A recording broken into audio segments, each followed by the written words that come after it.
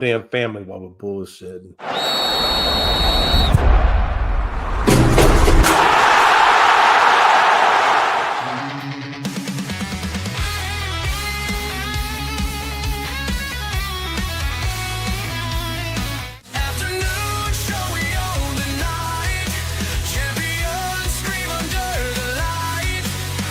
This is a great honor for every fan of the Dallas Cowboys. I'm honored to be in the NFL.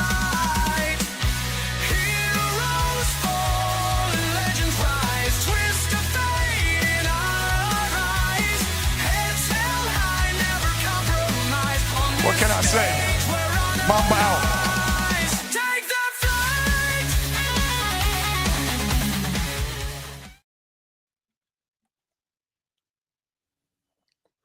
I had to get a drink. All right, what's happening, everybody? Welcome to the afternoon show presented by ESEN. I'm Chris Gonzalez, joined by Tony Gonzalez and Jay McLovin. How's it going, guys? Yeah.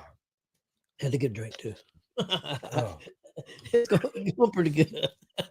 Yes, it is going well. Not as well as it could be for the Stars, but it is going well, man. It's a great week. Summer's right around the corner. Melanie apparently is going to be home for the next 2 months. Jay's going to lose his perfect, peaceful tranquility of a place for 2 months. School's out for the summer. God, I just depressed myself. Did you have Alice Cooper playing all day? Yeah, man. Yeah, I had Alice. And then I had also behind that I had another one, Bites the Dust. So whatever. You know what it feels like to have a whole house all to yourself all day long, and then she comes home and you're like, hello. Guys, let's jump right into it. Let's jump into that big NBA game last night. The Pacers. Yes. Beat the Knicks. Chris, what was the final score? I don't remember. I was at work. 130. Hold on. No. 30-21, wasn't it? 130 to 121. Man, Pacers played good. I mean, I watched it all the way up to about midway through the third quarter, and I had to go to work. Pacers played well. Knicks didn't. It wasn't like the Knicks played terrible. I mean, defensively they didn't play great. Of course, I guess you could say both teams weren't great defensively, but they score that many points. But that's kind of the NBA nowadays. At times, I thought the Pacers looked good. Of course, what can you say about Halliburton? I mean, record performance. I mean, who does what he did? I mean, nobody. So it was pretty fantastic, especially since there was no turnovers involved. As much as they said that he accounted or helped get 80 points out of the 130 with his assist and his scoring. That's unbelievable. And no turnovers. No turnovers. I've seen a lot of people on ESPN today saying, that's where he became a star. We'll see. I mean, I think he's a star. I'm not going to say he's a mega star. I think he's a star.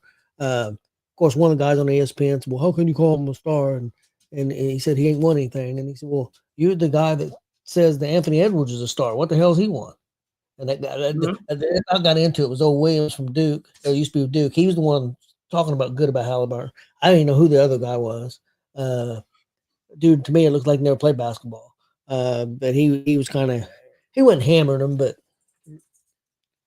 I mean, there's a lot of superstars in the league versus past and present that haven't had a ring, but you can't say they're not a superstar. Charles Barkley. Yeah, that was exactly who I was thinking of when we just talked about that. Yeah, Charles Barkley. Look at Reggie Miller. You can't tell me Reggie Miller wasn't a superstar, right? Yeah. I mean, Reggie Miller absolutely was a superstar.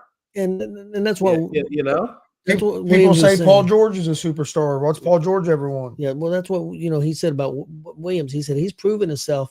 He's winning games for the team. He's stepping up for the team in many different ways.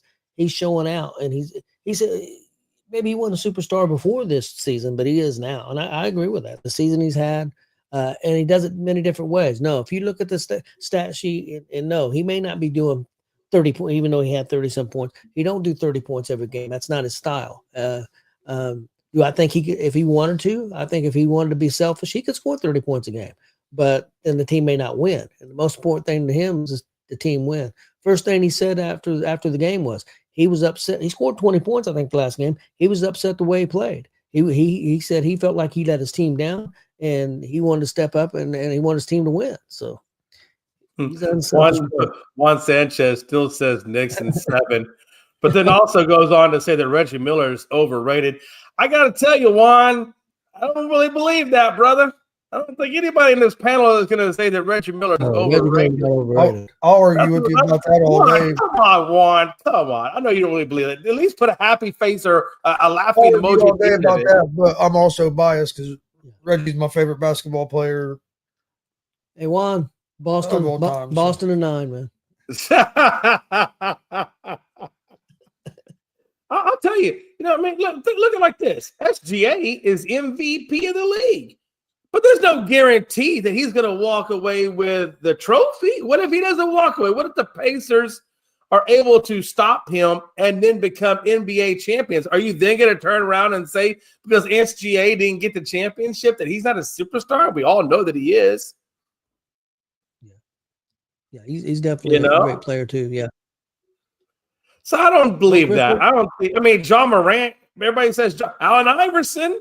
Allen Iverson didn't get a ring. And tell me AI wasn't one of the best to play the game. I don't think that's true. Yeah, and I know Joe on here said that the Knicks committed, a lot of turnovers and did. I think we caused some of those turnovers too. But yeah, they did. They had weight. That was one of the reasons they lost the game was the turnovers. No doubt about it. Also, the pace of the game. It's getting to their big guy. The big guy's he's struggling at times. Towns, it's getting to Towns. There's no doubt about it. You could see it on Towns. It's affecting him. The other thing I just said Chris off the air, Matherin really stepped up. 20 points in 12 minutes of play, man. That's pretty good. And he had a lot of energy. He must have heard you, Tony. He must have heard you on the show the other day when you told him to get his head out of his butt. Yep, I agree. But Chris, what was your take on the game?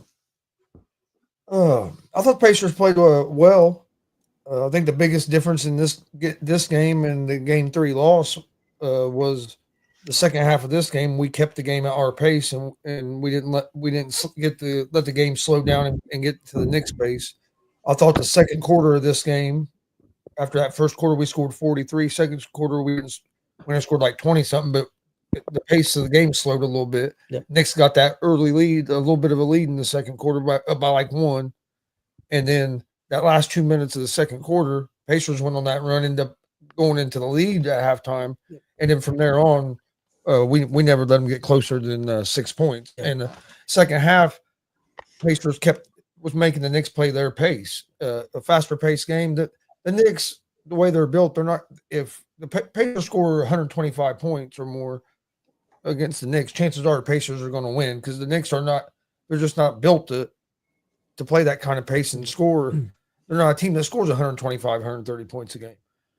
So I thought that was big. The pace of the play in the second half by the Pacers. Matherin stepping up was big because Matherin had a stretch there in the third quarter where he came up with a turnover, a good pass, hit a couple big shots that kind of helped us extend that lead in the third quarter when Halliburton got a little bit of a rest.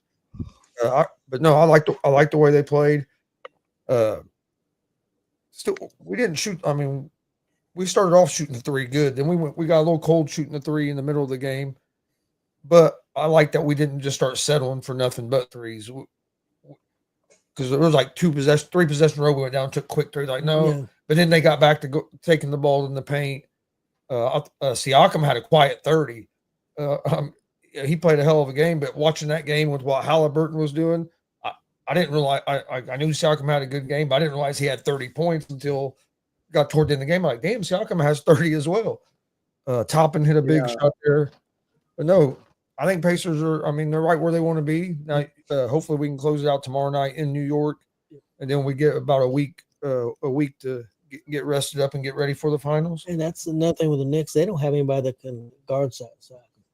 They don't. They have nobody that can handle it. And as far as with like Halliburton, if people are saying that he's overrated or he's not a superstar, or people that haven't watched him play, that this is the first time they're seeing him play.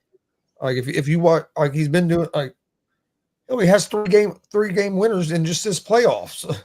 for the Pacers, and then he's had a couple throughout the regular season too. Like this is why he's been doing pretty much, especially since All-Star break,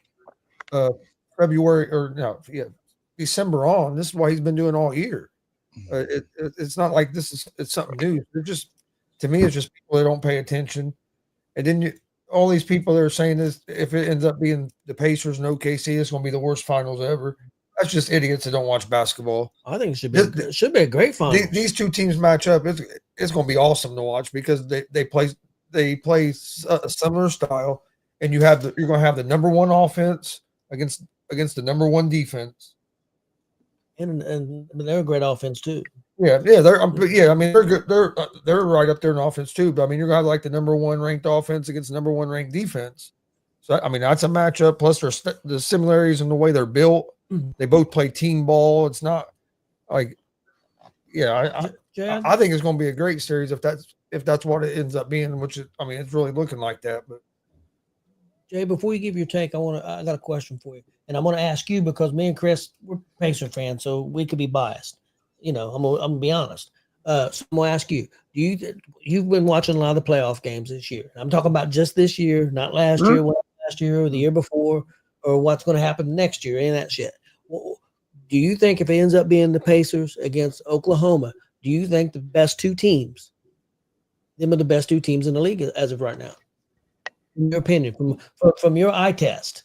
You have to think that way. I mean, they're not there by accident. They're not there because of lackluster play or anything like that. They're there because they earned the right to be there. I mean, the Pacers are ranked number 4, but New York took out Boston. If you take out New York, you've already beaten the best. To be the best, you got to beat. Well, you know what? You didn't have to pay the best because the best already got beat. And so here's what it is. Whether people like it or not. I mean, here's the thing, guys. Look, and I think a lot of this has to do with just the flashiness of it, right? We're used to seeing the Celtics, the Lakers, the Bulls, whatever, right? They like to see those high-profile teams. When a low-profile team or a small market team, for lack of a better word, a small market team, when a small market team gets in there, I think a lot of people tend to draw away from it. It's not as excited because it's just a small market team. That's just part of that's part of what it is to be a small market team. It doesn't mean you don't deserve to be there because clearly you do because you've earned the right to be there. Same thing with OKC. OKC is a very small market team. They're not a flashy thing. And I think sometimes it's hard to get that superstar designator when, number one, you're not doing stupid stuff out there. I hate to say it, but a lot of superstars are doing. So you're not making a name for yourself like that. You're making the name for yourself by your performance on the court. But a lot of people don't see your performance on the court because you're a small market team and you don't get broadcasted all over the place. So when you do actually come onto the scene in the playoffs, maybe whatever little we see of that, right, up until the point of the finals, it's just that's just the beast that you fight. You know what I'm saying? I mean, it is what it is. But again, winning championships gets you noticed, and it gets you put into different levels of categories. So you got to win. No doubt about it. But yeah. And another thing that I know I'm a Pacer fan, but another thing, the Thunder and the Pacers had the two best records in the NBA since December. Yeah, right. They played the best ball. I mean, they really have. So I mean, they've played the best ball from December under all season, but the Pacers since December they've played the best ball since then through the playoffs. Absolutely, Chris. The only sadness to me in this thing is seeing Steph Curry go down with injury. I really would have liked to have seen how that team could have gone on if Steph would have been completely healthy and that team going up against Minnesota. I don't think if Steph Curry stayed healthy that entire series, I don't know if we're talking Minnesota going up against OKC. I really felt like, with the momentum going and the way it was going for Golden State up until the point of Steph's injury, it was really lining up to be an OKC Golden State, Western Conference Finals. I don't disagree. But injuries take their course too, just like everything else. It's just not, I just think a lot of people, when you're talking about OKC going against Indiana in the finals, it just doesn't have the sexiness. I think that drives ratings. The hell with the sexiness. It just doesn't have it. I'll tell you one thing too. Them referees tried to help New York last night in that second half. Oh yeah. They were calling everything a foul. They slowed that pace of the game down in that third quarter so much because like anytime New York drove, it was a freaking foul. You know what's funny though about that, Gonzo, is New York got so wore out by the time the fourth quarter started that they had no choice but to call them against New York. Well, that's when New York started to make a little bit of a comeback to get it within when they got within 6 was because they kept stopping the damn game. It's like and that was advantage. That was advantage for the Knicks, but yeah, they kept stopping it. It's like because when the game was moving, we were outplaying them. But you get that pace slowed down, that gives them a chance. Well, you know, the three keys I took away from that is New York had 17 turnovers and gave up 20 points off of that 17 turnovers. You guys had 11 turnovers and you gave up 9. That was the first thing I saw. The next thing I saw was the fast break points. You guys had 22 fast break points to 9 for New York, which I think what Glenn is, kind of goes to Glenn's point. They were obviously tired because they weren't able to get the damn fast break. But then the last one was the points in the paint. You know, you guys were at 50 and they had at 44, which I think a lot of times the points in the paint comes when you're not tired. So, yeah, you're right, Gonzo. The referees probably were stepping in to give New York a few breathers. One thing I didn't like in the stats that I seen, and I didn't get to see the second half, much of the second half, is they out-rebounded us by quite a bit. We got to do a better job. We had been doing a better job. I mean, if we get out-rebounded by 4 or 5 rebounds, that's not a big deal. I think, if I remember right, Jay, I think we got out-rebounded by 11 or 12 rebounds last night. Mitch Robinson was cooking us on those offensive rebounds. It was 10 rebounds. 10. Yeah, we got to do better than that. We got to. I mean, I know we're not a huge team. I know we got Turner, who's a big guy, but he's not a great rebounder. He's a good rim protector, but he's not a great rebounder. It's interesting because it was 44 rebounds for New York to 33 rebounds for the Pacers.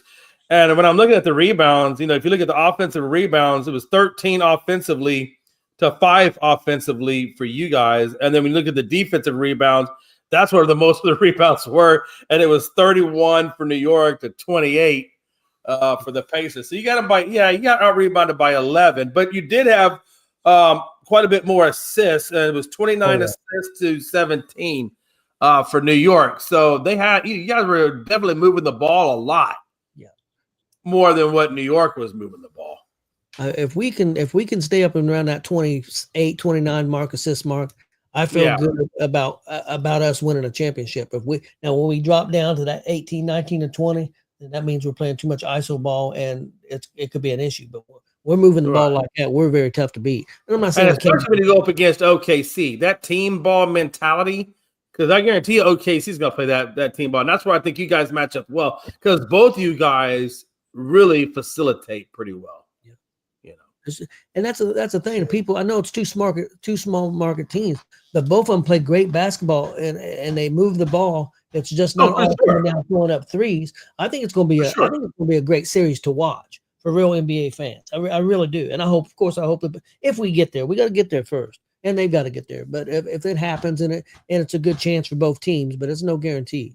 Well, I think what it is for the Pacers in my mind is this is going to be the first time I feel like you guys are going to be truly tested because you're not going up against a slower team. You're going to go up against a team that can match you, cardiovascularly to cardiovascularly. You guys are right on point with each other. So this is where it's going to see what this Pacers team really is, going up almost against your mirror image in OKC. And they got the MVP. And they got the MVP. Yeah. I think the same with OKC. This is the first time that they're going to get their biggest test too, because they're playing a team that plays basically the same way as they play. Yeah. I think it's going to be good. I think it's going to be good for basketball in terms of, not seeing a blowout. I don't think there's going to be blowouts in this game. I think these games are going to be tight. I really do, because you guys match up so well. I think it's going to be a very close games. And it's going to be well-deserved games. And I think from a basketball standpoint, it's going to be a good series. Even if maybe people wanted to see other flashier teams in there, from a basketball standpoint, it is the best of the best, right? And so you guys are the best of the best. Flash be damned.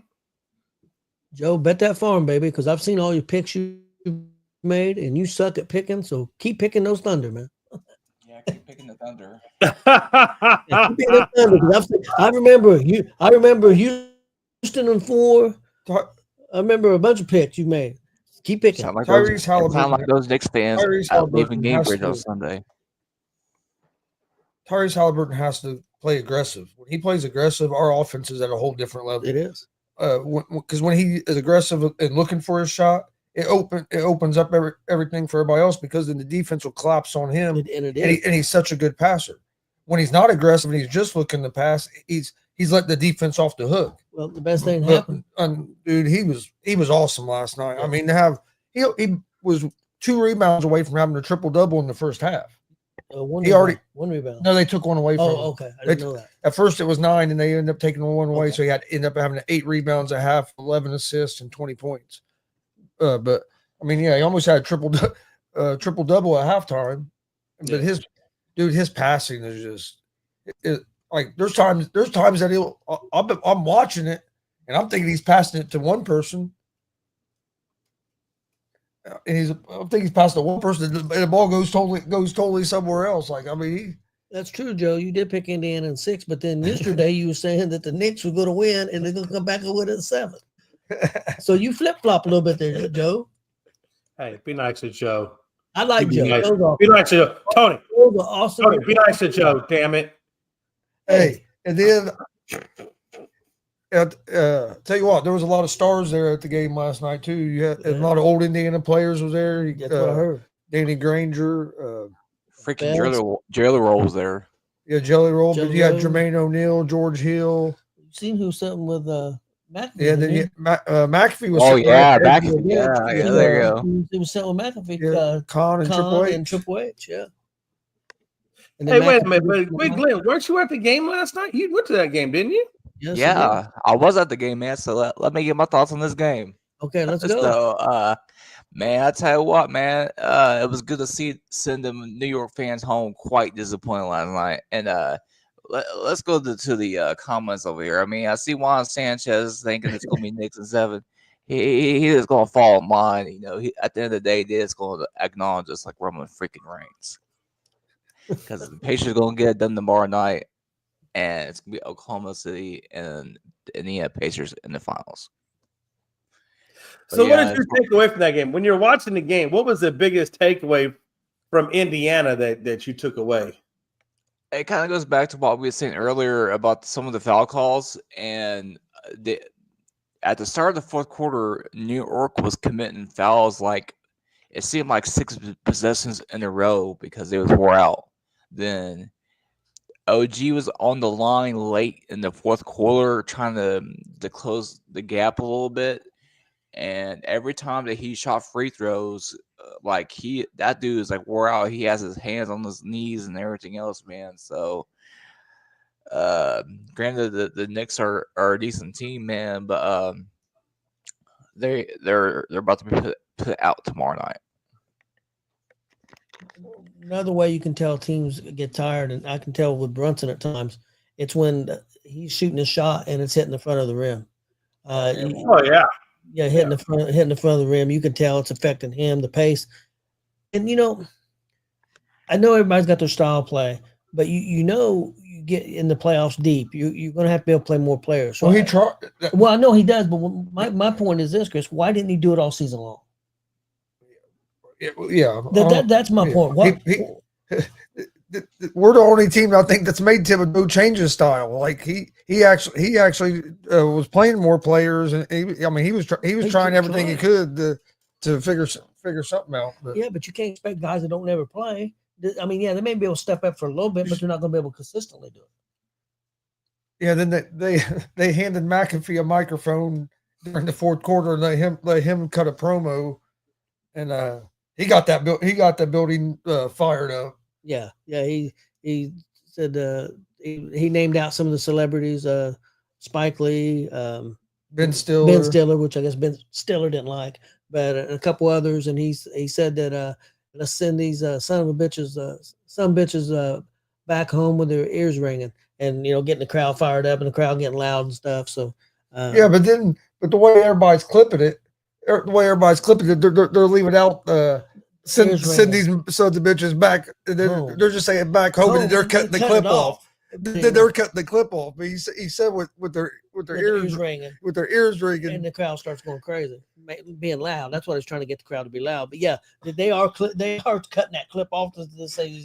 send these son bitches home. Send these sons of bitches back to New York. Nice. And you know what? I wish Stephen A would have been there to go back home to New York too, because I hate Stephen A. That's the one thing I love about the Pacers beating New York is it keeps Stephen A quiet. I haven't heard what he had to say today. Did you see what the front row tickets are in New York right now? Oh yeah. So I think they said $67,000. What? Yeah, $67,000 to sit at the court level. Yeah. So here's the thing.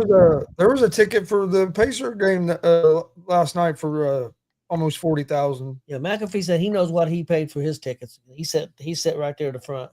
He said he knows what he paid for his. He didn't say, but they looked up New York because he's talking about going to the game Thursday. This is the game 5 on Thursday in New York. He's talking about going, and one of his guys that helps out with the NFL, it's part of ESPN. He told him he lives in New York, I guess. So he told him if he goes, he said, if I go, I'll get you a ticket. And he said, "Well, if I go, he said, I'm gonna have to set up at the. I think at the very top was $1,000. Very top. Cheapest ticket to get in was very $1,000. Very top row. Madison Square Garden was $1,000. Yeah, $1,000 just to go home disappointed at the end of the night if you're a Knicks fan. So. I mean, I'm just saying the fact that you could spend $1,000 for a nosebleed seat. I mean, that's crazy. I don't care if I win or lose. That $1,000 still hits me in the pocketbook the same. It's still gonna hurt the next day. Maybe I'll be a little bit happier when it hits. But. I might be spending quite a bit because I'd like to go to one of these finals games. So speaking of Stephen A. Smith, man, this morning, Stephen A. Smith, his demeanor this morning, he knows it's over. I'll just keep it short and sweet. I'm sure it is. He never has a lot to say when he ain't got nothing to say. Hey, when you lose, it's really hard to talk shit. I wanted to hear what everybody's excuses were now. Oh, they're already trying to build in. It's always the other team was injured. The Pacers got lucky. You guys are. I saw something. Yeah, I saw something. Knicks are healthy. Yep. So here's the thing. They've already started the cat is hurt shit already overnight last night. I went and looked it up on Twitter, and that's why I said on Facebook this morning they already starting with the excuses. No, Cat's wore out. What's wrong with Cat? They wore his fucking ass out. That's what. Yeah. More than anything. But yeah, they already trying to build those excuses in already. I can see it now. I like how Anthony Edwards. I didn't struggle. I didn't even get enough shots to struggle. Yeah. Yeah, you get your ass kicked. You know what I mean? Like, what are we doing, man? Come on, guys. See, that tells you the difference between perfect example. They say Edwards is face, and I've not watched a lot of Edwards. I'm gonna be straight up honest. But just seeing some of his stuff, he's a little cocky and stuff. And then he's definitely cocky. There's nothing wrong with that to a certain degree. But here he is when things are going great, he's fine. That's what I like about Halliburton. Halliburton called his own self out. He's the leader of the team. He put that loss. He didn't put the loss on the team. He put that loss on himself. He said, "I did not play well. I let my team down." And then he comes back and steps up. So that's one thing the Pacers have. They have a true leader. And I think that another thing that I think Siakam is big. Siakam, but the other thing, the MVP of that team right now for this series might be the coach. I think our coach is completely outcoached the other coach. Yeah. Carlisle is just doing a fantastic job. Carlisle is one of the best coaches in the NBA. He's been a good coach for a long time, all the way back to his Dallas days. Well, yeah, and he's been a great coach. He was with the Pacers before this too. Yeah. Okay. I just remember Rick Carlisle from his Mavericks days. So that was the version of Rick I think I remember the most. Well, guys, what do you think's going to happen tonight? He coached the Pistons for a while too, didn't he? I'm thinking he did. Did he coach the Pistons? Yeah, I'm pretty sure he coached the Pistons for a little while. Assistant to Larry Bird, or you know what? He actually may have coached him when Isaiah Thomas was the Pacer coach, right before they got Larry Brown. But he was the head coach with the Pacers too. Yeah. Was he right after Bird? He probably coached him from 2000 to 2002. I'm almost positive. Yeah, as a coach, he's led the Detroit Pistons, Dallas Mavericks, and Indiana Pacers. Okay. Yeah. What years was he with the Pistons? I think from 2000 to 2002. Okay. Close to it.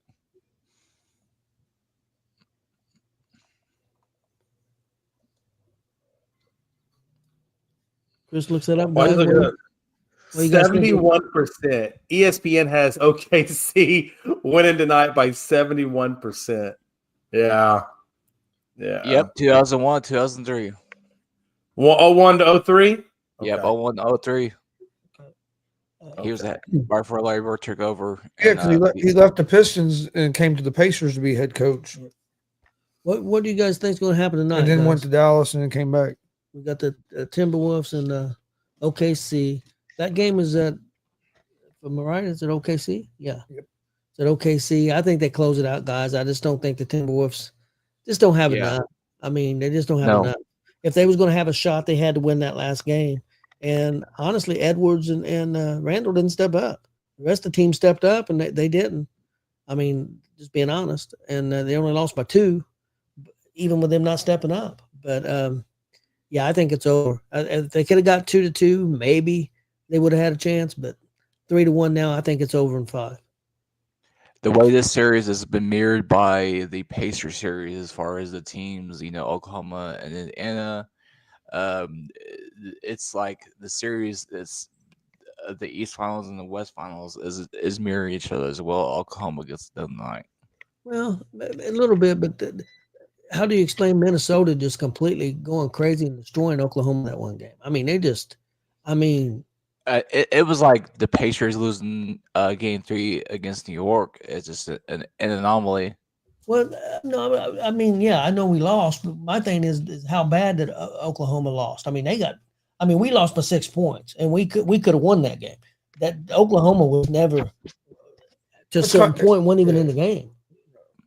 They probably let their mind wander a little bit. I think it's a mentality thing, honestly. We had one bad loss like that. It wasn't as bad, but that Game 3 Cleveland, they whooped their ass. They whooped their ass pretty good, even though the score ended up being a little bit closer than what the ass whooping really was. Yeah, for me, I think I just say for me, Minnesota, if they want to have a shot at this game, they have to find a way. Do 2 things. Number one, they have to find a way to slow OKC down. Do I think they can do that? No, I really don't think they can. But that's one of the biggest things. They got to force OKC to play at their rhythm and not play at OKC's rhythm. I think that's number one. I think defense plays a huge part of that. They're going to have to step out defensively and have a really, really good, strong defensive game. And Gobert, dude, you're a defensive big man. You need to be out there doing your things on defense. Anthony Edwards, you're going to have to take more than 16 shots. That's for sure. You're going to have to put this game on your quote-unquote superstar little back and do it for your team. And thirdly, DiVincenzo has to be the role player, the three-point specialist that he's supposed to be, and he needs to come out and he needs to show out. And the biggest thing is, I would tell you from an adjustment standpoint, if the 3 ball's not working, start getting to that paint and try to get the 3 the old-fashioned way. So for me, it's defense. It's DiVincenzo actually stepping up and becoming the third option, a really strong third option at the 3-point line. And then thirdly, you got to find a way to slow the game down. That's for me. That's and adjustments. Adjustments is another big thing. You got to make adjustments. Yeah, Chris, what do you think? What do you think the chances are Minnesota extends the series? I think they have a chance to because I think the big key though is if they're going to win this game tonight, they have to cut the turnovers. Wait, let's cut turnovers down because they turned the ball over 24 times last game or some shit, and only lost by 2 points because and one reason you gave them like 11 more possessions than you. So they got to cut the turnovers down. They can't afford to give OKC 8, 9, 10 more possessions than what they get. If OKC is getting that many more chances to score than them, they're in trouble. So I think for the two keys for them tonight is turnovers, and they need Anthony Edwards has to shoot the ball at least 25 times. He has to be aggressive and look to get going early, and they got to cut down on turnovers. If they do that, I think they have a chance to extend this series. I think the Thunder are going to win the series, but I think the Thunder will probably close it out tonight. But I think Minnesota has a chance to extend it to a game 6. But turnovers, and Edwards has to shoot 25, 30 shots. I think if they extend it, I'll be shocked. I'll be honest with you. I think that loss is, in my opinion, I think Minnesota is broke. I think it's. I hope it's yeah. Done. I ain't gonna lie. I think mentally they're broke. I ain't gonna lie. As a Pacer fan, I'm hoping Minnesota extends it. Yeah, but I think mentally they broke, and that's one thing I'll say about the Knicks. I don't think the Knicks is mentally broke. I do think that we can break them in this next game with the pace. If we get that pace going. But I don't think New York's broke. I think if the Pacers come out, I think if the Pacers come out and play a good first quarter, they'll break New York. I think if we get off to a good first quarter and get a 10, 15 point lead, I think we can break. I think we can break New York mentally. I think first quarter, and then I think the other key is third quarter. Starting the game and starting the second half is where we need to try to break them. Yeah. But yeah, as a Pacer fan, I hope Minnesota wins tonight just to extend the series. I think OKC's going to win the series and everything, but I'm hoping Minnesota win tonight, Pacers win tomorrow, Pacers get the rest, and OKC has to play one or two more games. I think another thing too, if you go back and look at Game 3, the one that Minnesota decisively won, they got it through their defense, but they also got it through their bench. If you look at that bench, they go way super deep into that bench. And their bench was producing at a super high level. They had like 3 or 4 bench players that gave them 10 or more plus points. And that was a huge thing for them because it allowed the starters to not have to play 40 minutes. The most of their starters played was 30 minutes. And I think it was just Anthony Towns and Edwards, I think, that actually did do the 30 minutes. The rest of them were below 30 minutes. So that's a good way to beat, OKC too, is playing good, strong defense, substituting, your bench in where you can as much as you can to keep the cardiovascular wise, and so they can keep the pace up with those guys. And then when you do that, that bench has to play as good, if not better, or the same, if not better, than what they did in Game 3. So if that bench could play like they did in Game 3, and they play the good defense like they did in Game 3, that would be a huge step for Minnesota being able to hang with OKC. But I don't know if that can happen. That's a lot to ask and a lot to duplicate. So we'll see. We'll see. Yeah, especially at Oklahoma. I think it's going to be a tough task. Guys, let's talk a little hockey. Last night we had the Dallas Stars taking on Ottawa. What do you guys think? Yeah. Edmonton, excuse me. Ottawa. Edmonton Oilers. Canada. Yeah, Canada. Taking on the Canada Oilers. So we're taking on Canada. I don't care. We're taking on Canada. Yeah. Jay, tough night for the Dallas Stars. Yeah, man. Last night, I think I really saw it in Game 2. Game 1 was strictly, and you can even go back and say even Game 1 if you want to go even that far, because Game 1 was straight power plays that Dallas was able to get a lot of their goals off of and beat Edmonton. When you look at last night's game, it was an all power play driven type of thing. And all the goals that were scored on power plays. And unfortunately, Edmonton had a little bit more power plays because of Dallas penalties. So that was a big thing, right? Edmonton is a strong defensive team. Their goalie is not as strong, but their actual team in and of itself is very, very strong defensively. And it's hard to compete when you got a strong defensive team and you go down 1 or 2 goals it's hard to get back into it. It really is. It's hard. And I think that's where Edmonton has us right now. If you watch that game at all, you saw that Edmonton comes out very aggressive on offense. They actually keep the ball on our side of the red line for almost a majority of the game. And then when we do get across onto their side, they have a way defensively of making us work hard for the shots that we do get. So Dallas has got a lot of work to do. Now, one of them, I think Hyman, I believe, is that Hyman is actually out for Edmonton for the rest of the playoffs. I don't know how much of a factor that's going to have on the next game when we play them, but Dallas has a lot of work to do if they want to try to climb back into this series. I got to be honest with you guys, down 3-1. We're coming back to Dallas. Maybe we get the hometown crowd into it. Maybe we can stretch out 3-2.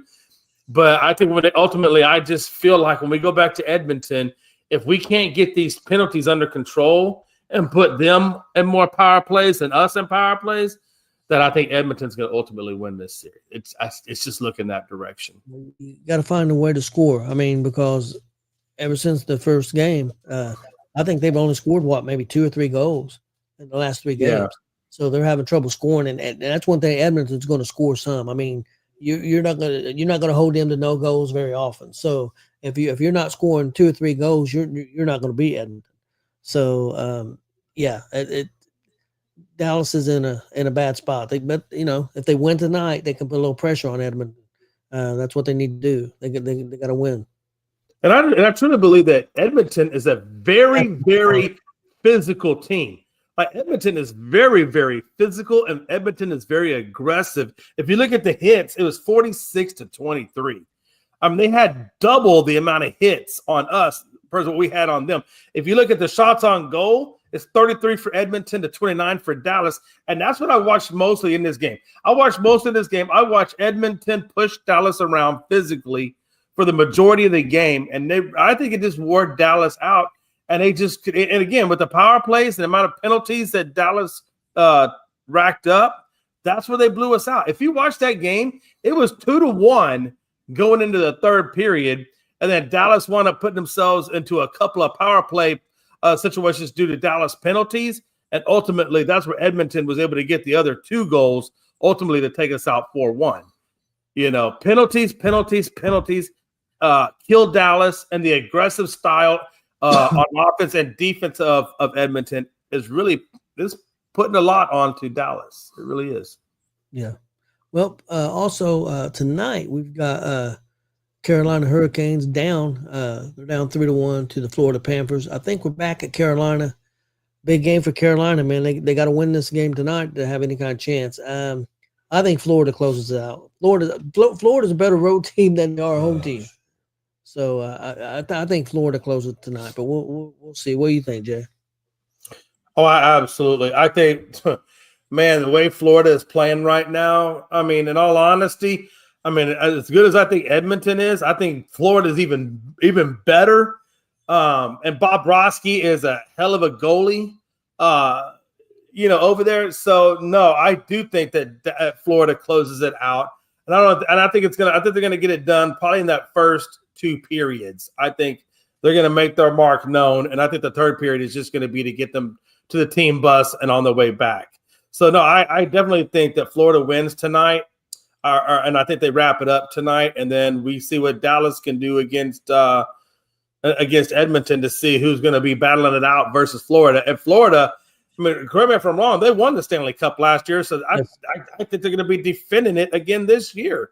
And it could be against the team they beat. If Edmonton goes on, that's who they beat last year in the final. Yeah. Oh, could you imagine a rematch of that? Even though I hope it's Dallas versus Florida, but I could absolutely see a rematch of Edmonton, Florida. And how chippy will that game be? Because everybody's going to be fighting hard to say that, we were the better team and Florida just got lucky, right? That's what Edmonton's going to want to go out there and show, right?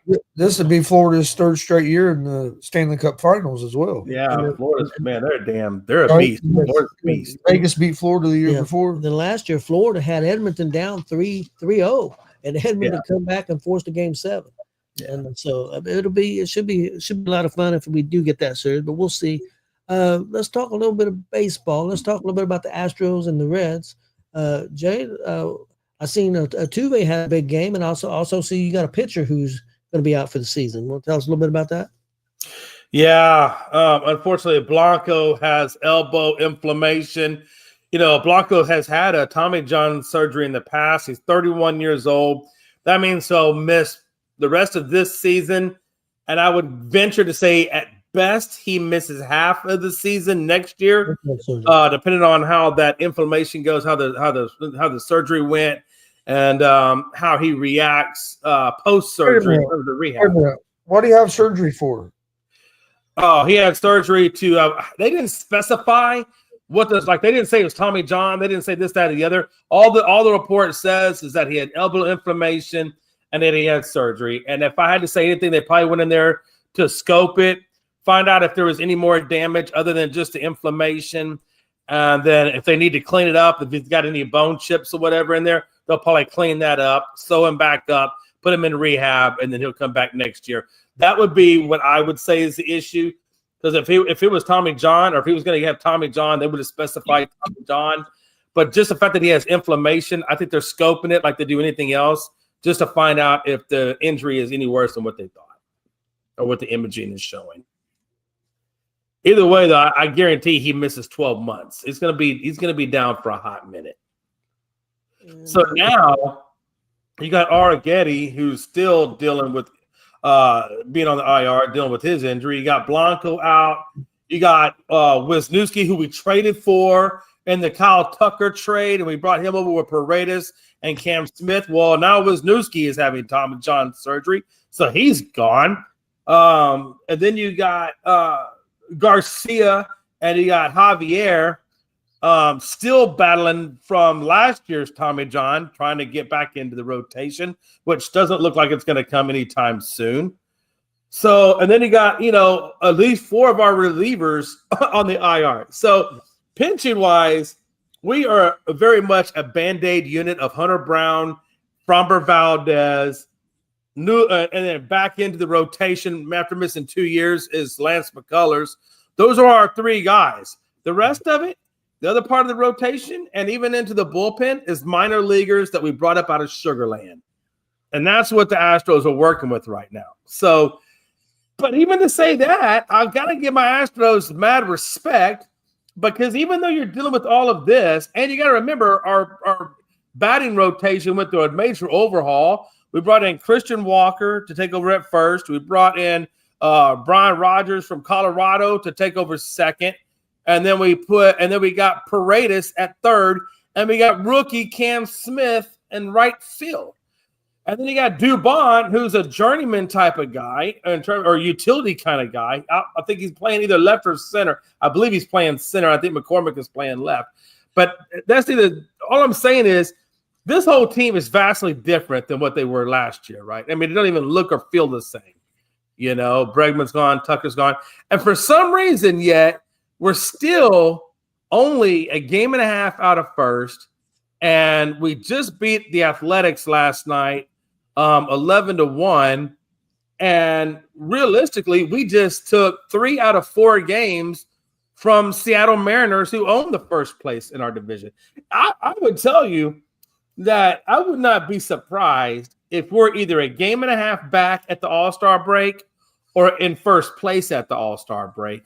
And when you look at what the Astros have gone through between last year and this year, and the fact that we're still close to being either A in first or B a game and a half out of first come All-Star break, I like what the Astros are. And I think it's a testament to how good the organization is doing. Seen Altuve had a big game last night, a couple home runs. Yeah, Altuve had 2, and I believe Christian Walker had 1. And a lot of it was small ball, doubles, singles, things of that nature that were driving in runs. Blanco is having Tommy John surgery. Did they come out and specifically say it? That's what the article I just read said. Okay, that might have been a different article, because the one I read earlier had him just labeled surgery. So, okay, so it's going on for a second Tommy John. Oh, man. So that's 2 years right there. That means all of this year, all of 26. And I would say probably you won't see Blanco back in the rotation until probably halfway, if he's lucky, halfway through 2027. is the next time I think we see Blanco. Chris, let's talk a little bit about the Reds. Reds got back to 500 now. Still been a little inconsistent. De La Cruz had a 2-home run night last night. Offense is hitting the ball. Pitching or relief pitching's had a little bit of struggles as of late. What's your take on the Reds right now? We haven't been playing too bad. It was just frustrating because we're finally putting up runs, and then now our bullpen struggled a little bit. But the last few games, we won what? We won 2 in a row now. Beat the Royals, yeah. If we win today, we could sweep the Royals. The series before that, we had a good chance of sweeping the Cubs, who are leading the division, and our bullpen let us down in a couple of those games. We win them 2. If we'd have won those 2 games, we'd be sitting pretty good right now. Yep. But no, if we win tonight, then we got a series coming up with the Cubs this weekend in Chicago. Hopefully, at least try to win that series, and then after that, we play the Brewers in the series. So I mean, we could position ourselves to be just a couple back of the division by the end of the week or end of the next week. We're 28-28, so 56 games in. So what?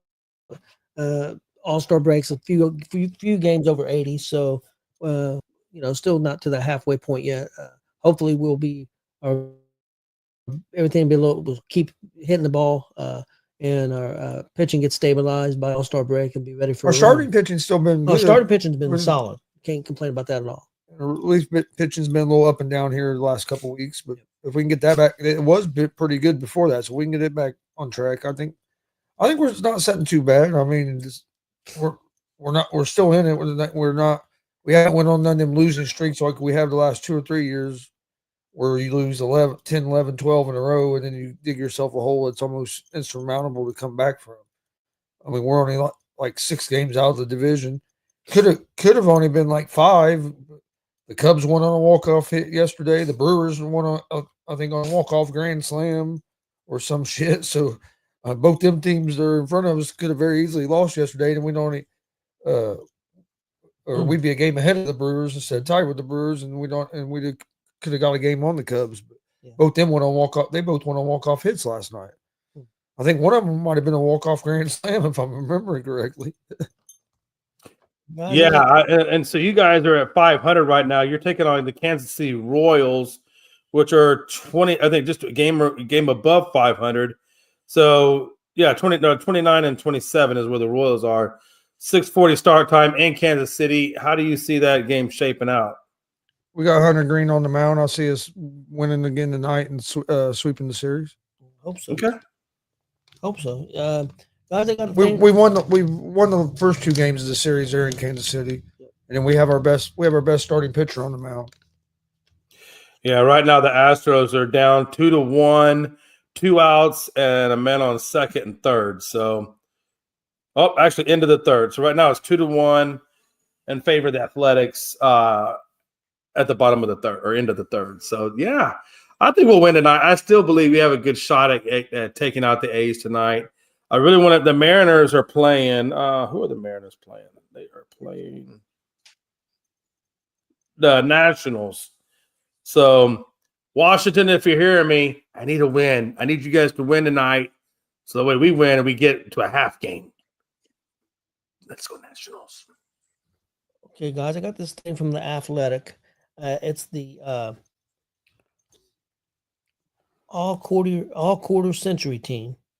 It's done by the Athletics' Jason Stark.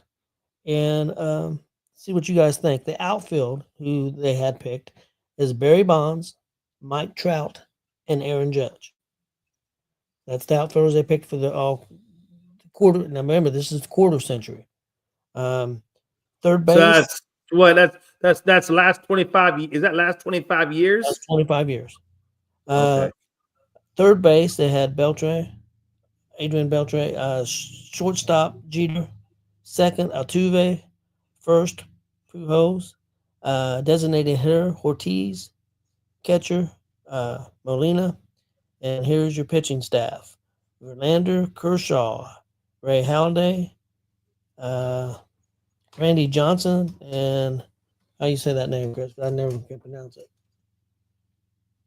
Scherzer? Max Scherzer. Not Scherzer.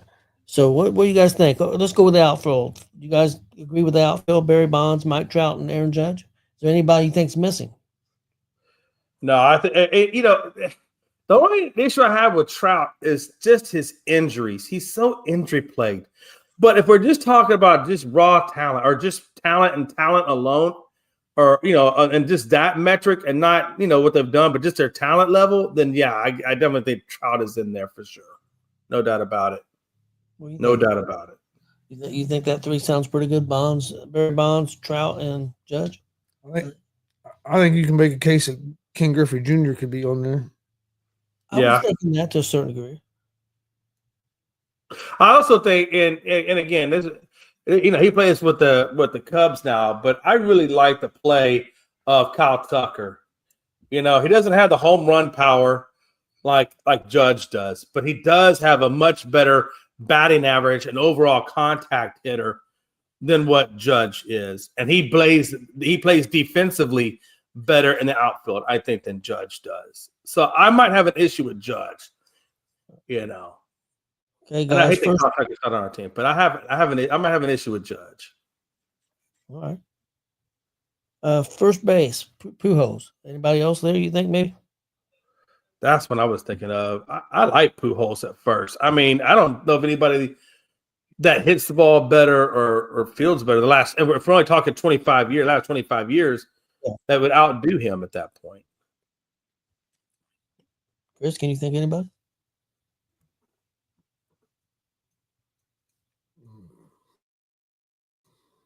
I like Vato, but I don't think you can put Vato over Pujols. He's not that level. I mean, he's great. He was a great player, but not. I don't think you can put him over Pujols.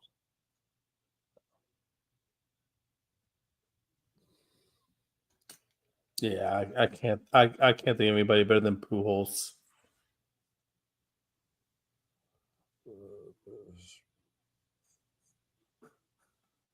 Okay, second base, Altuve. Got an Astro on there. Yeah, I mean, the guy can field at second base for as short as he is, and that's what a lot of people don't understand. This guy is so short, but yet he played that position as if he was like 6'4". That's what I was thinking. I can't think of the name off the top of the head. You could put Goldschmidt, up there at first base with Pujols. Yeah, Goldschmidt's pretty solid. Yeah, I'm not saying I'd put him ahead of Pujols, but he's somebody a name that come to mind. That's who I was thinking about. I didn't want to. I knew it was Gold something, but I couldn't. I wanted to make sure I was saying the right name. But he's been about second base. You agree with Altuve? Altuve's good. Robinson Cano was pretty good at second. I think the Reds have a real good second baseman, but he hasn't been in the league long enough to say that he's been the best. But defensively, he's one of the best. Mac McClain defensively is one of the best there is. But yeah, I mean, off the top of my head, because most of your second basemen I think of are older guys. Yeah, I agree.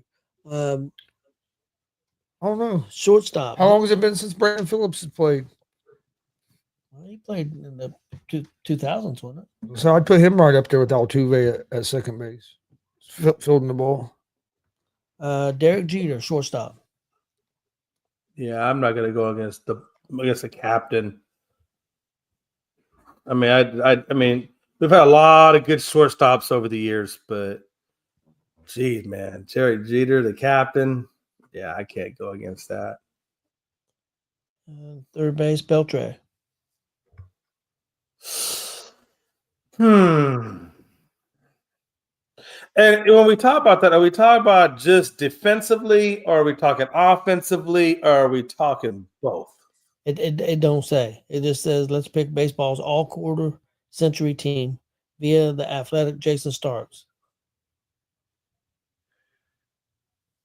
And this is his pick.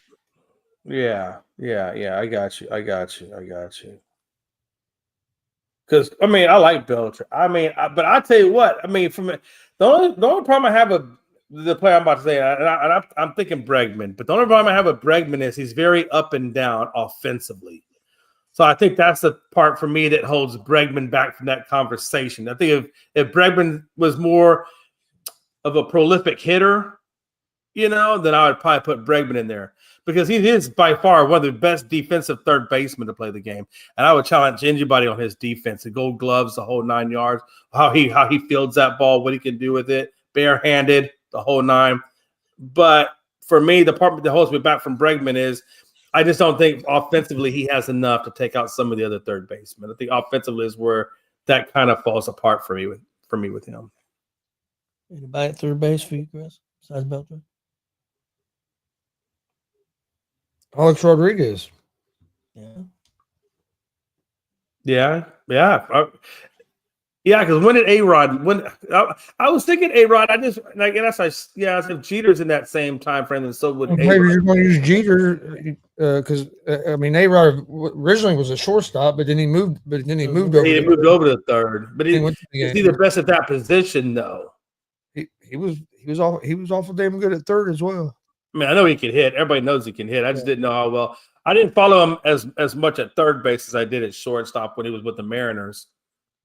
But I'll give it to you. I mean, I know A-Rod's an exceptional player, so I mean, I don't have a problem with that. Catcher, Molina, guys. What? I do like Molina from St. Louis days. Yeah. That guy is just a phenomenal catcher, man. Phenomenal catcher. I think him and Maldonado, in terms of calling the game, not hitting or anything like that, but just strategy, calling the game, getting the pitchers comfortable, settling them down, doing all the things that a catcher's supposed to. Because to me, I think catcher is one of the hardest jobs in baseball because of the nuances that goes into it, right? There's so many things that goes into being a good catcher: strategy, fielding, how well do you throw people out at second base, and then hitting comes probably after that, right? Yeah, I like Molina a lot too. Chris, what do you think? I probably would stay with Molina. I don't have a problem with Molina being there. Catchers, Johnny Bench. Yeah, but no, but the other way, buddy. Can't argue that overall, but yeah, he's not quite that time frame. Off the top of my head, probably I can't really think of anybody other than Molina. Guys, Posey had a pretty good career there with the Giants. Yeah, he was good. He did have a good career. Did. Yeah, no, he definitely did have a good job with the Padres, and he's doing a good job even in the Mammoth side of the Padres in terms of what he's doing. So that's somebody I kind of forgot about too was Pudge Rodriguez. He was a heck of a catcher as well. Oh, down there with the Rangers. Yeah, Pudge was a good one too. I mean, he had a lot of really good catchers. Best catcher of all time, played for the Reds. Guys, this one here I don't agree with. Johnny Bench. But I'm not a fan of the guy. But I can't think of nobody else. Maybe you guys can help me with this. Designated hitter David Ortiz. I was never an Ortiz fan. But is he the best? Big Poppy. You know how many big home runs came off of Big Poppy in that spot? I know. I don't know how you take it away from him. I couldn't take it away from him. That dude was Big Poppy for a reason. You think anybody else, Chris? Pujols was a good designated hitter there for a while. Yeah. As he started getting older and they moved him to DH, he had a good run as DH. But we already got Pujols on there at first base. And that's what I'm saying. That's what I'm saying. That's what kind of takes him out of contention for designated hitter. It's just because he's already been designated as a first baseman. So are you saying Ohtani can only be considered for one position? Ohtani hasn't been in the league long enough for me. No, I'm just saying though, because he pitches and he plays field. So if we put him on for like outfield, we couldn't use him as a pitcher. Well, he would never be in the outfield, but yeah, he would never play outfield. I mean, Ohtani is a specimen. There's no doubt about it. If you're gonna make a case for Ohtani, I'd probably put him. No, he hasn't played long enough. I was just saying. Yeah.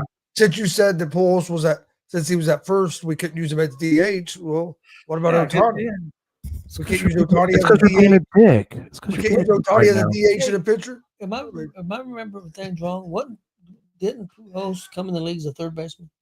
Or was he always first baseman? I'm If thinking he came in at third, I didn't know. I've only never known him at first. okay, you might be right. But for some reason I'm thinking he started at third, but I could be wrong. But yeah, he I know most of his time, if he did play third, I was first. But I thought when he first came up, he was a third baseman. But I could be wrong. I'm old. See now. Starting rotation, guys. Verlander, Kershaw, Halliday, Scherzer, however you say that name, Max, and Randy Scherzer? Johnson. Scherzer. Yeah. I definitely agree with Randy Johnson. Oh, I definitely agree with the big unit. And I definitely agree with Verlander because he's got multiple Cy Youngs. Yep. So I don't know how you don't have Verlander on there. You know, I mean, Verlander, Scherzer. Verlander and Randy Johnson. Okay, and then who are the other ones? Kershaw, Halliday, and Max. I don't know. I would probably take out Holiday and put in Jacob deGrom. Personally, The only question I have with Kershaw is he's not had a lot of luck in the playoffs. he hasn't. He hasn't. You're right. He hasn't. I mean, I'm not saying he's a great pitcher. I'm not. Yeah. I think Sale is just as good as Kershaw. Sale is the problem with Sale is the same problem with Kershaw, and it's just injuries that have hurt them. What about the guy that's pitching real well for the Yankees right now? He's been around for a while, and he's been pretty. Oh, is it Rodon? Or are you talking about? No, no, not Rodon. It's he was at Astro too. Yeah, he's pretty solid. I don't know why my name is skipping my brain. Thinking of Cole? Oh, Garrett Cole. Jesus. Garrett Cole. Yeah, you know, I would definitely put a case for Cole to be in there. I don't know, Holiday and I don't think Holiday should be in there. If you want to make a case for Kershaw, you can make a case for Kershaw.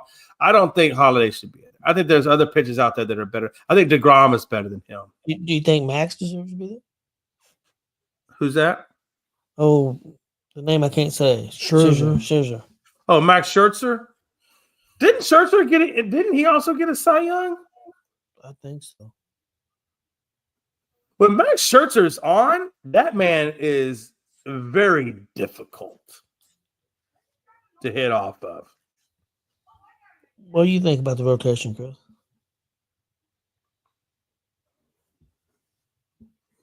I don't think it's too bad. My problem is trying to remember when some of these guys like quit pitching. Yeah.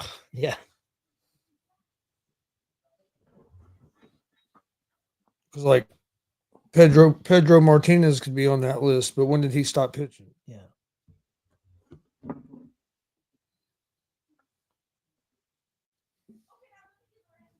That's something we should do sometime to do our all-time baseball team. Like when Greg Maddux quit pitching, did he quit pitching before 2000? I think so. I'm pretty sure. Not 100%. You know, what is it? Let me see here. Hold on.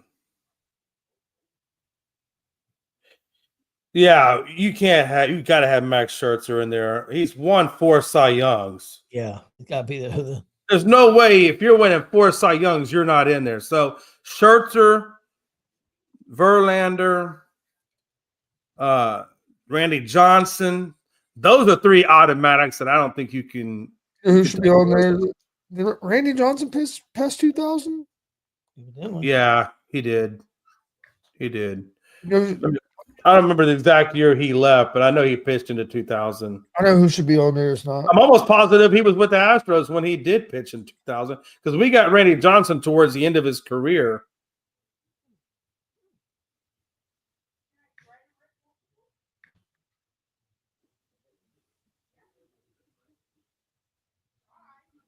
I just typed in best baseball pitchers. 2009. Gonzo.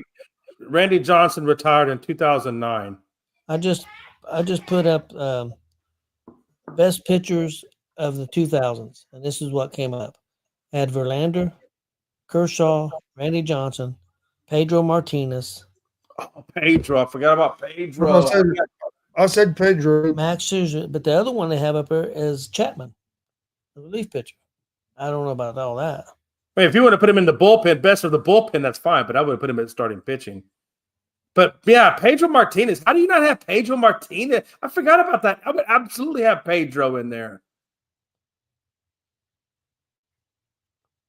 For sure. So I think if you did Pedro Martinez, Max Scherzer, Randy Johnson, which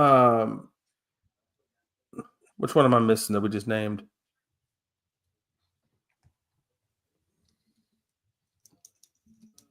Fuck me. I mean, I would definitely have Jacob deGrom in there. I don't know who you'd have as the fifth. Maybe Kershaw. Put Kershaw in there as the fifth. That would be five. That would be five amazing pitchers. How about Roger Clemens? When did he retire before 2000? Well, I just typed in the list. The best pitchers of 2000. Bleacher Report's got a top 25. They had him 18, but in the 2000s. But well, we know that's bullshit. But they may just be going by what he pitched in the 2000s. May not be counting like they did in the 90s. I don't know. What about CC Sabathia? They got him 14 on their list. Chris Sale 13. I'm working my way down to the top 10. Corey Kluber was 12. Yeah. Hey. So Roger Clemens retired after he rejoined the New York Yankees in 2007. He actually pitched for Houston in 2004. So the majority of his career was in the 90s. But if you want to have him, slap in or include him in the 2000s because he went about 7 years into the 2000s, then I don't know how the hell you wouldn't have Roger Clemens on that list. Kurt Schilling they have at number 10. This is Bleacher Report list. Yeah. Madison Bumgarner at 9. Their 8 was Johan Santana. Their 7 was Jacob deGrom. Their 6 is Randy Johnson. Let's see. 5, Pedro Martinez. 4, Halladay. 3, Scherzer, Max. 2, Verlander. And their number 1 is Kershaw. Yeah, I don't know if I necessarily agree with their listing, but Joe, you can't have Nolan Ryan in it because this is only going back quarter century. So we're only going a quarter of it. So we're only going the last 25 years. Yeah. So from 2000 to 2025 is what we're doing. But good try, though. No one can take the crap out of anybody anyway.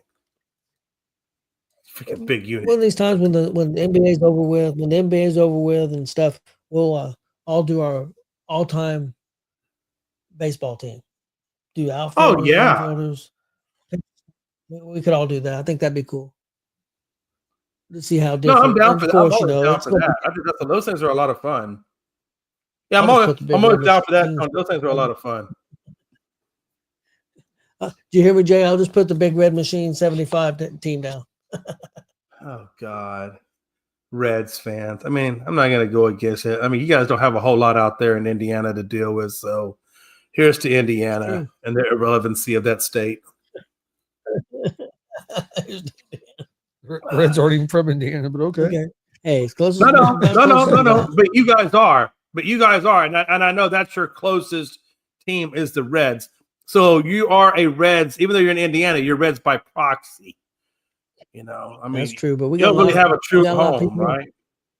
We got a lot of people in Indiana that's Cubs fans. Oh, that are Cubs fans? Oh, I can see that because you're kind of in between those two states. So, yeah, maybe you go left or right, In Indiana, you probably go more left. I get it. No, Indiana would be the other. It'd be the other direction. Yep. Indiana would go. Is it the other direction? Oh, yeah. Okay. Big time.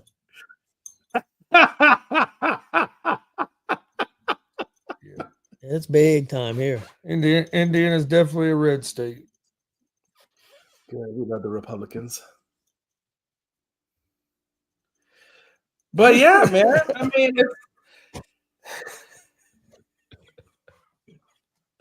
Oh shit. oh Lord have mercy. Yeah, what a show. What a show. And Glenn Astros said he did was tie coming it up, back. He so never came back. appreciate that. What's that? I'm sorry. You never know with Glenn. I see. Yeah, so the Glenn said he's Astros coming tied back. it up now 2 apiece. So we'll see. We'll see what matriculates out of that. I need the Mariners to lose tonight. So Washington Nationals, please do your job. Yeah. Real quick, guys, before we get out of here, just real quick, your opinion, greatest pitcher of all time. EJ, who's the greatest pitcher of all time? Oh, it's right here, baby. It's hold on. Let me take legendary ball out. I don't take it out very often, but it's right there, Taking the baby. ball, taking the Nolan ball Ryan. out, are you? No. It's there you go. Nolan Ryan, baby. Nolan Ryan. And it ain't even close. But anyway. Nolan Ryan, baby. Probably the best that I've seen would be Greg Maddux. Good. Pitcher I really like, and I think the guy that I think's underrated is Gibson, guys. Oh yeah.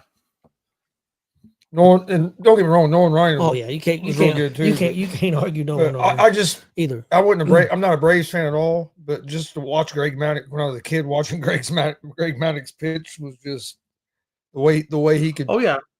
The way he could paint the corners and shit was just. Oh, trust me, I watched Greg Maddux pitch. I used to watch when the Braves would come into town. My dad would take me to 3 or 4 of those games because I liked the Braves pitching rotation. You couldn't beat those guys. Well, yeah, with Glavine and Smoltz and Maddox. Company. I mean, that was a hellified rotation if I ever saw. It's almost like seeing a damn all-star rotation. That's how good that rotation was. Yep. I remember when Nolan Ryan and Mike Scott were on the same rotation, and I thought that was a pretty damn good rotation. People used to get pissed off at Nolan because they never saw a ball take a 6-inch drop when he got to the plate. I don't know if you remember that controversy, Tony, but that was always a big controversy with Nolan. They just couldn't believe how much of a drop he had in some of his pitches. Yep, I agree. And Nolan Ryan, you can't go wrong with. I just wonder why Gibson don't get the more credit because I think he was definitely one of the best. And, different time, I guess, maybe. Yeah, I mean, the game evolves. Spin rates and all this different pitchings that they got now with the slurves and the. I mean, just the variations of the cutter that they have out now. I mean, it's incredible, man. That's right. And when Frankie comes on there, you tell him that shit. I think 50's too high.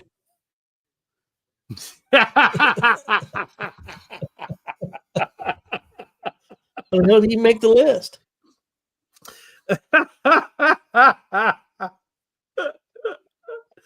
Oh man, Frankie, man. I put Stat Guy over him. Oh man. Hey Logan, when you do the clips, just make sure we get that clip specifically put out over the air. I want Frankie to see that. Got that knife out. He just said Stat Guy over Frankie. I was waiting for Frankie to turn his back. Right back. I hope he's listening. If he's listening, he'll get on there. Oh, that's how you know he's doing other things. That man over there trying to learn how to play daddy. He got like 4 kids. I guarantee he ain't got no time. That dude's a brave man. He's probably watching. Well, are the Yankees playing yet? If it's a day game. Yeah, the Yankees. I believe they are playing. Yeah, he's watching the Yankees. I can't remember if it was a day game or not. Well, I don't play. No, they're playing because the Mariners have the late game tonight. I know that they got the 8:00 game. So the Yankees should be playing because it's mid afternoon. They play tonight at 9:30. Hey, the Yankees do? Yeah. Wow. Okay. I thought the Mariners were wrapping up that. Okay. Says Yankees Angels. Yeah, they got the 9:30 Angels. You're right. Yeah, it'd be 8:30. Yeah, you're right. Let's go Angels. Go Angels. Fuck. And let's go Braves. Beat the Phillies. Oh, the Braves actually got so the Braves and Phillies game got rained out. That game will get made up on May 29th. tomorrow. Yeah, so that game will get made up tomorrow. See, if you had a damn closed stadium or a retractable roof stadium, you wouldn't have to worry about rain games and shit. I don't know why the leagues don't do more closed or retractable roof stadiums. I'm not a big fan of the closed baseball stadiums. Yeah, I mean, I understand. Because you ain't never had AC, baby. Come on down here. I'll show you what an AC stadium feels like. You'd be like, damn, Jay, I wish the Reds had a retractable roof. This is quite nice. Baseball's an outdoor sport. It's not an indoor sport. Yeah, but you don't feel that way about football. I do, unless someone go watch the game. No, 10 years ago, 10 years ago when my body wasn't like it is now, I'd go sit out in the cold to watch it. Man, I like now that. I'd be miserable, so I wouldn't. But we went to a Colts game, man, and it was like 57 degrees out or something, and they had the roof open. Screw that, man. It's too cold. I'd like warm, man. I don't know, baseball, I don't know, I know Mexican ass. I just hate warm. I don't like cold. I hate when I'm watching a baseball game and a ball gets hit and it hits the fucking roof, and then it's a dead ball or this or that. But how often do you ever really see that type of issue? It ain't very often. I mean, it's not very often that the ball hits through. I'm not saying it doesn't happen, but it's not really all that often. I guess it wasn't as bad as Houston having a fucking hill in the middle of center field. So yeah, hey, look, I didn't approve that damn design. Don't hold that against us. Hey, look, last time I checked, it was the out-of-state company that had that design in the first place. I don't know how I got blessed off on, but that's the stupidest. That was the stupidest thing I'd ever seen in my life. Let's put a hill with a flagpole. Cows Hill, baby. Cows Hill. Move the fucking hill 20 feet back and put it behind the wall. And they did, as you saw. I mean, eventually that was understood. I mean, why they didn't do it at the beginning, hell, I don't know, Gonzo. Who knows why they do some of the things they do? Astros would try to turn into the Savannah Bananas years ago. Go start putting obstacles on the field and shit. Yeah. Obstacle course out in center field. Center fielders got to go through the obstacle course through the tires.